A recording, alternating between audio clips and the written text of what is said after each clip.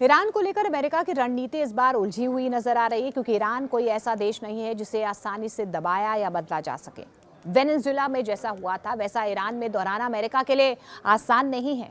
इसकी सबसे बड़ी वजह यह है कि ईरान का मजबूत सत्ता ढांचा, ताकतवर सेना और जटिल अंतर्राष्ट्रीय स्थिति।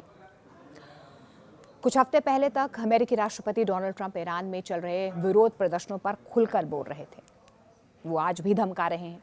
वे लगातार ईरानी जनता को संदेश दे रहे थे और सरकार को चेतावनी भी। ऐसा लग रहा था कि अमेरिका फिर से रिजीम चेंज यानी कि सत्ता परिवर्तन की दिशा में बढ़ सकता है। लेकिन अब ट्रंप के बयान पहले जैसे आक्रामक नहीं रहे हैं। इससे साफ संकेत मिल रहा है कि व्हाइट हाउस ने ईरान को लेकर अपनी सोच पर दोबारा विचार किया है। और इस बदलाव का सबसे बड़ा संकेत तब मिला जब ट्रंप ने ईरान के पूर्व शाह के बेटे रेजा पहलवी को लेकर संदेह जाहिर किया। एक टैरिफ का जो आर्थिक दबाव बनाने की कोशिश की गई है ट्रंप की तरफ से, वो भी नजर आ रहा है।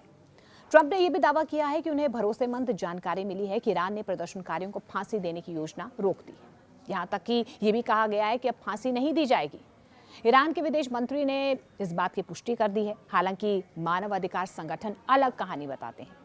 उनके मुताबिक हजारों लोग मारे जा चुके हैं, बड़ी संख्या में गिरफ्तारियां हुई हैं और इंटरनेट बंद होने की वजह से जो असली हालात वहां पर बने हुए हैं वो सामने नहीं आ पा रहे हैं, वो तस्वीरें सामने नहीं आ पा रही हैं। यानी कि दमन अभी भी जारी है, बस तरीका थोड़ा बदला गया है। अब सवाल उठता है कि जो अमेरिका वेनेजुएला में सीधे दखल दे चुका है, वह ईरान के मामले में इतना सतर्क नजर क्यों आ रहा है? इसके पीछे 3 बड़ी वजह सामने आ रही है। पहली वजह है, ईरान सिर्फ एक नेता नहीं है। वेनेजुएला में सत्ता काफी हद तक एक व्यक्ति पर टिकी हुई थी, लेकिन ईरान में ऐसा नहीं है। यहाँ पर सत्ता सिर्फ आयतुल्ला अली खामनेई के हाथ में नहीं है, बल्कि IRGC, धार्मिक संस्थानों, सुरक्षा एजेंसियों और आर्थिक नेटवर्क में बंटी हुई हैं। अगर एक नेता हट भी जाए तो सिस्टम फिर से खड़ा हो सकता है, और यही वजह है कि ईरान में सत्ता बदलना इतना आसान नहीं है। दूसरी वजह है ईरान की सैन्य ताकत। ईरान का एयर डिफेंस सिस्टम बहुत मजबूत है और परतदार है, काफ़ी लेयर्स हैं उसमें। रूस, चीन और खुद ईरान की तरफ से बनाए गए सिस्टम मिलकर उसकी सुरक्षा करते हैं। ईरान ने अपने यहाँ पर ऐसे रडार और मिसाइल तैनात किए हैं जो लड़ाकू विमान, ड्रोन और मिसाइलों तक को ट्रैक कर सकते हैं। इन सिस्टम्स को इस तरह लगाया गया है कि एक ही हमले में सबको नष्ट करना लगभग नामुमकिन हो जाता है। और यही बात अमेरिका को सबसे ज़्यादा डराती है, क्योंकि एक हमला पूरे मिडिल ईस्ट को युद्ध में झोंक सकता है।